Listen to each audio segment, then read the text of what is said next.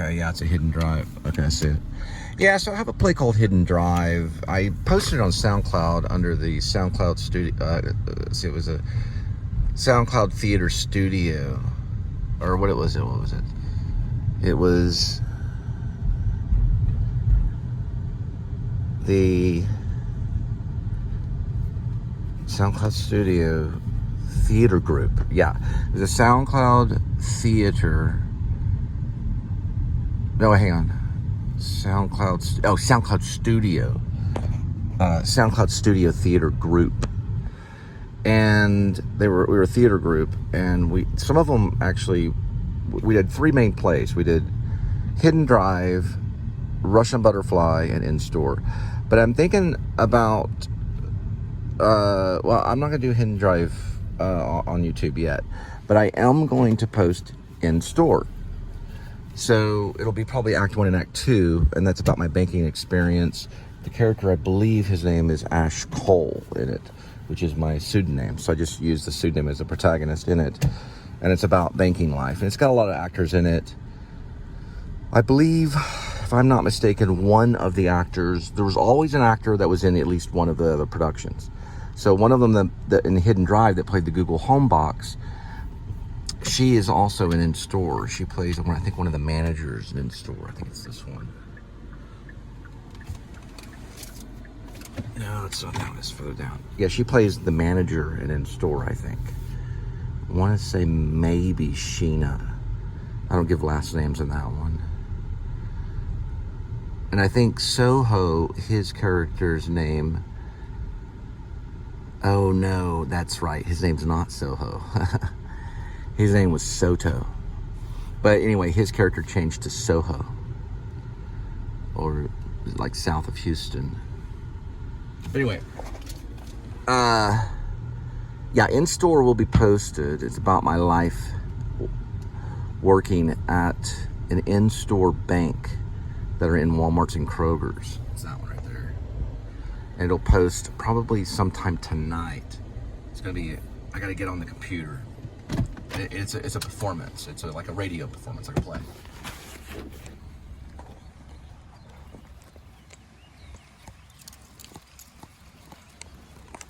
So the order that I did my 3 plays is Hidden Drive first, which I believe that was the first this summer of 2019.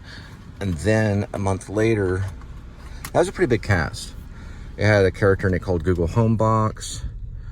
There was Sharon Wright, Piccolo, which is based on someone, and Piccolo just means little, I think, yeah. And then there was Peter Wright, and then there was like the local sheriff. It was set in a cabin and off the Moosehead Trail in Maine, off a Hidden Drive.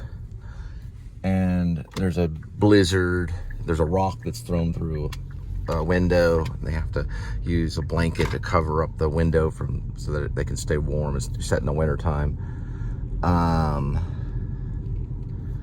There was the Google Home box, which was like a version of Google Home, but it was just like, it was like, okay, Google, and it would, you know, it would start acting weird, saying weird things, like poetical things and stuff. There was Angie Summers, who comes in at the beginning and is looking to get to California from Maine, and she runs into the writer Peter Wright.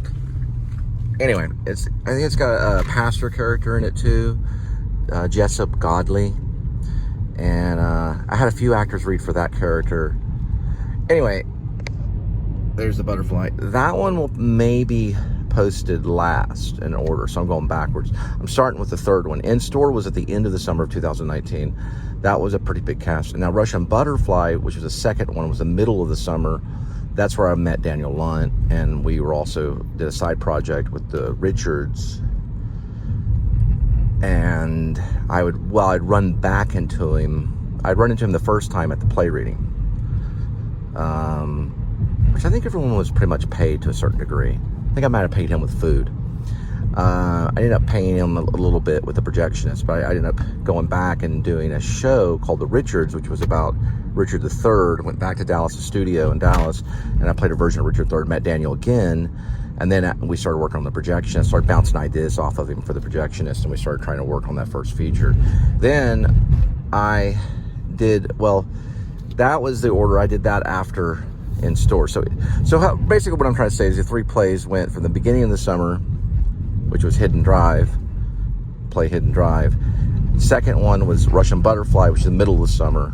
That's where I met Daniel. And then the third one was in store, which I'm posting first. So I'm kind of going backwards. Probably because I don't really know why. It's an instinctual thing. Probably won't be mentioning a lot of the actors' names for right now. I did sign contracts with everyone. Everyone signed a contract saying I could use their image and their voice. So I put that down just in case. But I only had photos, limited photos of the reading, very limited photos of the reading. If not any, I didn't have any group photos or anything like that. But there were a few photos taken during Russian Butterfly of the reading. It was a microphone in the center of a room with chairs, semicircle chairs around, kind of like a radio show. Some of the actors did go off to New York, and most are Dallas-based actors. Some are from the South. They were traveling through, and they just found me on backstage, and that's how I was able to do those readings. It's been 5 years, guys, 5 years. And I told everybody, first of all, I told them immediately it was going to go on SoundCloud. It did go on SoundCloud. I dropped membership out for about 3 or 4 years once I started the Linda and Cole Band. So now I'm going to maybe try to transfer it over to YouTube, just filming the speaker. So I'll be filming basically the speaker, meaning the electronic speaker bar, basically like a Bluetooth bar. I'll be filming that, probably with like an image that represents the play. So you'll just see that start up. There'll be announcements. You'll hear the actors. It'll all be coming from a speaker bar. What do you call it? A Bluetooth bar, a sound bar. It'll be a sound bar. So the little trick that went on all 3 plays, which was in the height of the summer of 2019. I don't know if you did a weather report, but I was in a little air conditioning. Well, the air conditioning really didn't work in that apartment very well at all.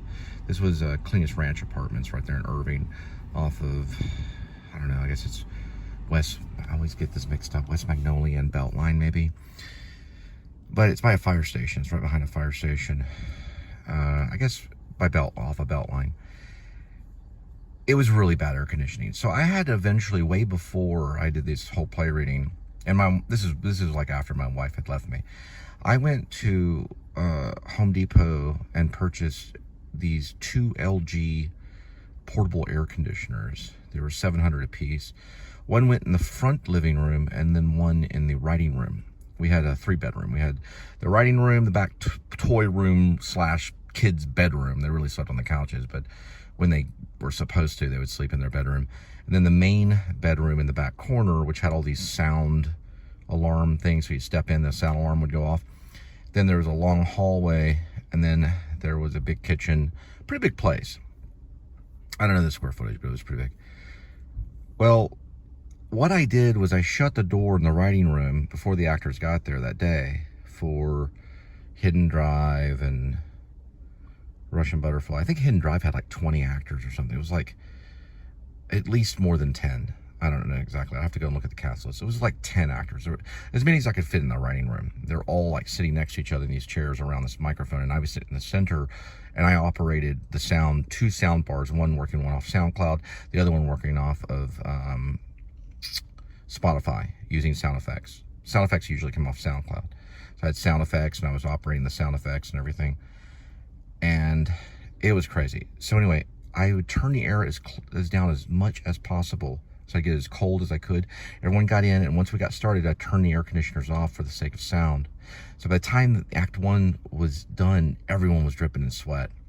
So then everyone would leave and take a break and go into the kitchen, and I'd turn the air conditioner back on and lower the temperature again.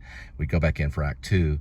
We'd start off all kind of comfortable. By the end of Act 2, we'd all be covered in sweat. And that went with all 3 plays. I think one was a 3-act too.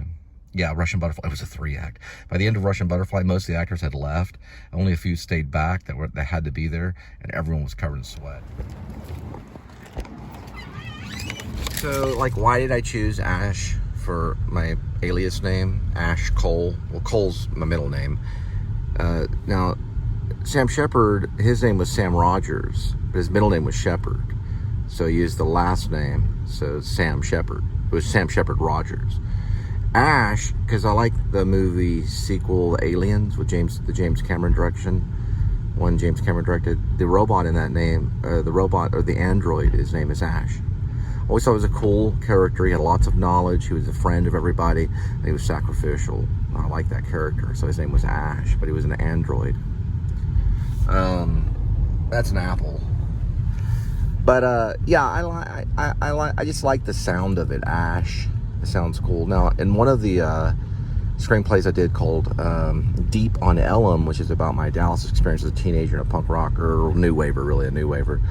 The character's name's Ashley Cole, so he has kind of a feminine name, but he's actually a male character.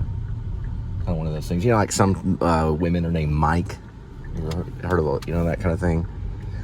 But why I did that, I don't really know. It sounded like Ash Cole, and it wasn't exactly my pseudonym or alias. But anyway, figured out what I was going to do with that play submission. So first I'm going to do the reading, or I'll post the reading. I've already done the reading 5 years ago. I didn't just do the reading. I don't know if I ever was a narrator on any of it. I usually played the main character. But I was a character in it. Yeah, those were crazy readings. Boy, was that a hot summer. It was a super hot summer. We were like soaked in sweat. We started off very air conditioning, then went right to the heat pretty quick. You get like 10 people crammed in a little writing room, all surrounded by a microphone, where they have to be perfectly still and perfectly quiet. And you have to turn all air conditioning devices off, and all you can hear is the sweat dripping off their skin. Man, I'm telling you, it got pretty hot. One was a 3-act too. All right, let's see. I'm thinking. It's kind of a Leonard Skinner story a little bit. We were like in a hot box. I lived in that place, that Cleanest Ranch place, for almost 2 years. That place was it was like a year and a half. Finally got out of there, got some really good apartments across town in Carrollton called the Mansions at Sunset Ridge. Those were really nice places. Private garage, pretty good air conditioning. I still use the LG air conditioner everywhere I go. You just put that thing right there on the window, plug it in, the whole room gets ice cold. I did sell one of the LGs. Okay, I'm trying to think. What am I talking about? Why am I mentioning? What am I talking about? Probably has something to do with in-store. So why post in-store? I want to post all three eventually. So how I'm going to do it technically is probably what I'm talking about. I'm just going to take the camera, well, the iPhone 11, and I'm just going to like set it down where the speaker is and turn the speaker up to a certain, degree so you can hear, and keep the microphone near it. So it's relatively, I could put this thing on a tripod, but I think what I'm probably going to do is maybe keep the microphone kind of down. There's a good chance I might do that. Probably, I don't know. I'll probably put it like near the sound bar. It's like a Bluetooth sound bar that goes with your entertainment system. Pretty sure I'll probably do that.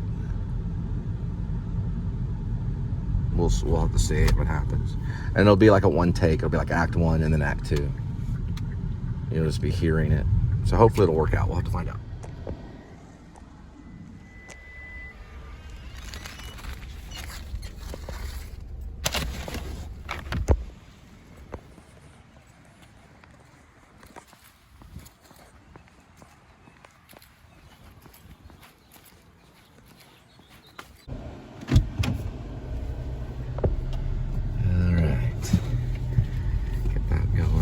They got the same thing or something similar. Okay. I guess the neighbors could smell it. All right, next one, 647, 6.3. I knew this guy one time. He would drive around and film all his pizza deliveries. All his Italian food was dropping off all over the place. He'd just film everything. He'd film the screen, the GPS, everything was filming. He just filmed everything. He also, one time, he juggled cats while he was dropping off pizza. Real cats. They had to call the freaking Humane Society.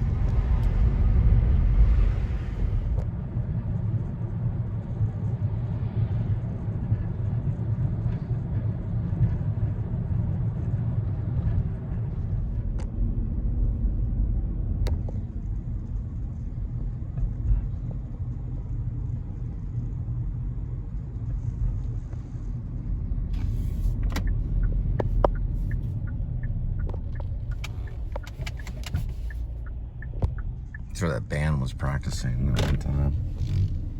The living room.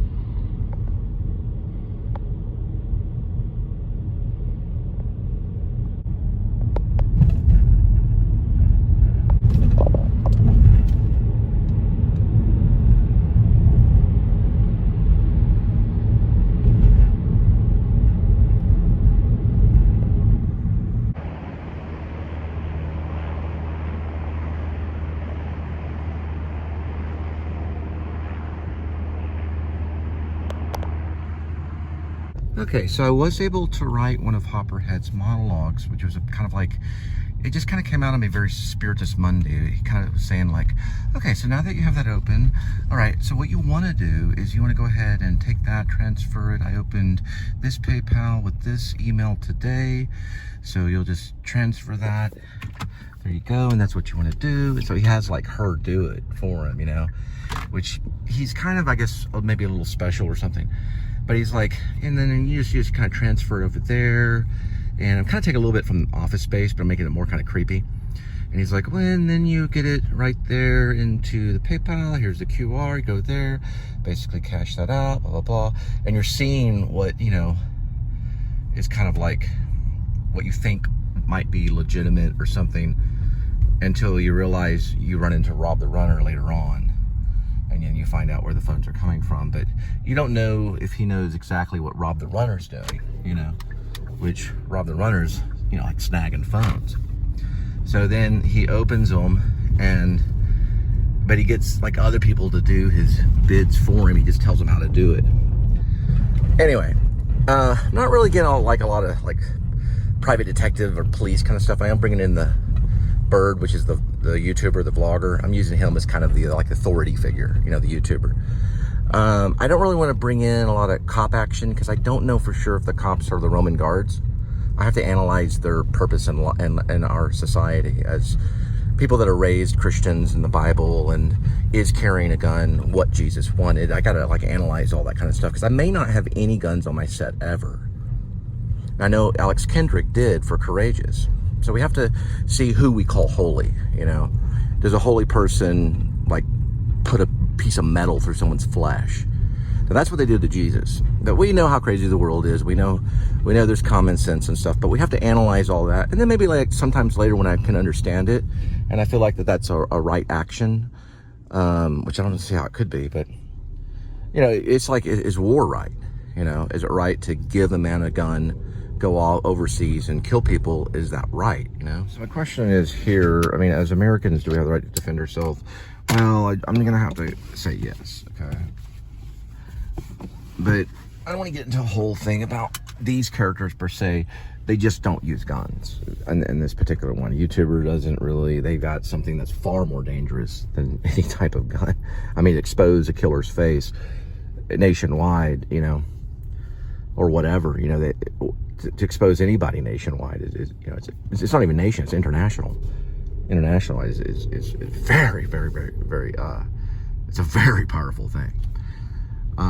Because this thing has changed the world. Okay, so we know that, you know, like Bird doesn't need one.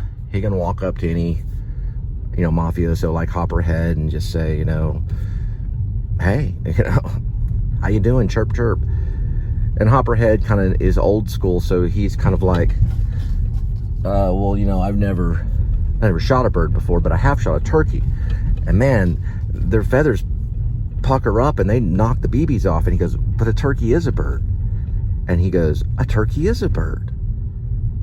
You know, so you know what he's talking about. He's talking about his name, Bird, because he only gives his name Bird when you ask him his name. He goes, chirp, chirp, I'm Bird.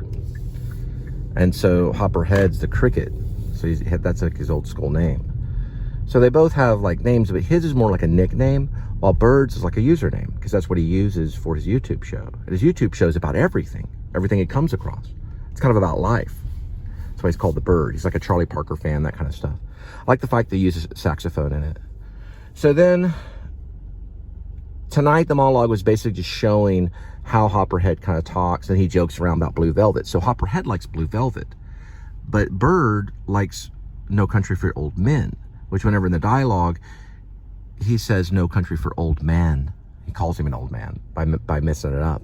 And he goes, you mean No Country for Old Men? Because they're both movie fanatics. They're both big with the movies. But anyway, it is noir. And I haven't seen Blood Simple yet. But we don't really know what happens with Kitty other than she is kind of told what to do by Hopper Head. Because Kitty is not an invalid, but she's injured by her own, you know, it's kind of like, well, she has epilepsy, and then she speaks in tongues, but she does not speak. She's mute. So a lot of places won't even hire her, and then what happens is he finds her at this restaurant and puts a sticky note on the back of her pants because she seizes, and they're like someone, you know, either you know, we don't really know exactly how he finds out, but someone probably explained it, or he knew about it, or he was looking through the cameras, because there's cameras. I remember doing the storyboards, and I remember showing the camera. And this is so weird. It's like a dream. It's like undiscovering a dream, making a movie, like a real movie. It's like discovering a dream. It's like digging up a dream. So the security camera is what's been watching her. So he could have probably been looking through that. It's very Lynchian kind of thing. So he goes into the restaurant and puts a sticky note on the back pocket of her that says, call me, number, and the phone number, and then it says a tech job, we'll hire and be on the spot, whatever. So that's how she finds out. I was gonna do a Craigslist thing, but I like this better, that he's been kind of watching over her like an angel, even though he's kind of a shady character, because he wants to protect her. It is a little bit about protection and things like that. And then, of course, Bird, he basically sees the crime happen. So he's kind of a Batman kind of character, if you want to say. He doesn't fly around like Batman, but he's a normal vlogger. But he sees the person lose their phone and the pain that the person goes through. Then he decides to go ahead and put a tracker on his own phone with a transponder and receiver, but it's really small, but he can track it anywhere. So when they get his phone, he tracks it back to where they're at, and that's how he gets into the thieves' den, or at least part of it. And then he gets to know Robert, or he knows about Rob the Runner, he knows about Hopper Head, and he knows about Kitty.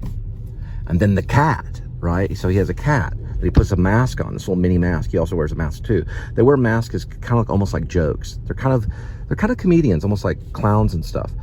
And the cat even wears a mask, and the cat is named Crook.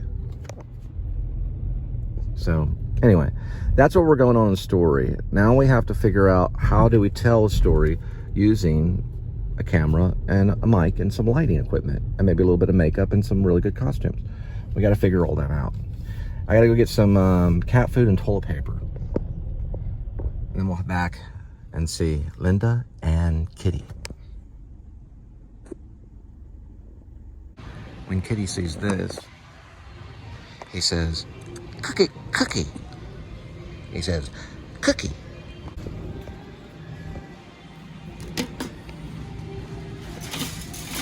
Okay, so I have been instructed to get toilet paper somewhere down there.